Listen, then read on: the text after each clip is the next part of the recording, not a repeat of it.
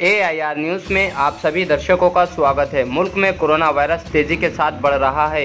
इसी को देखते हुए आज नांदेड़ जिला कलेक्टर डॉक्टर विपिन ईटनकर ने बड़ा फैसला लिया है।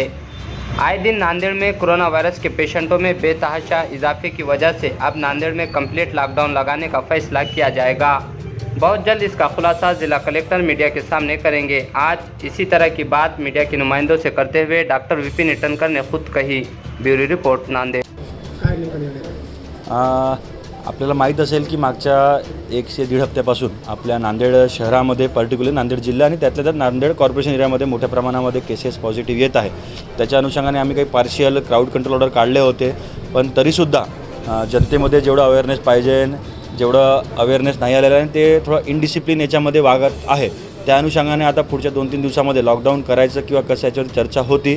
आमचं असं मत आम्ही याच्या मतापर्यंत पोहोचलो की लॉकडाऊन लावणे गरजेचं वाटत आम्हाला आहे।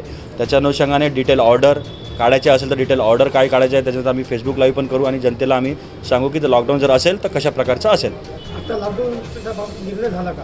नाही, मी ते सांगतो आम्ही आता चर्चा आमची झालेली आहे। लावायचं तर कसं लावायचं, कोणत्या बाबी अलाउड करायच्या, कोणत्या क्लोज ठेवायच्या आणि जनतेला टाईम पण द्यावा लागेल। जर आम्हाला लॉकडाऊन लावायचं तर आम्हाला 2-3 दिवस द्यावं लागेल। नाही तर आज मी ऑर्डर करून उद्यापासून मी लावू शकणार नाही, कारण त्याच्यामध्ये पॅनिक होईल। त्यामुळे कसं लावायचं तुम्हाला संध्याकाळपर्यंत किंवा उद्या सकाळपर्यंत ते क्लिअर होईल। थँक्यू।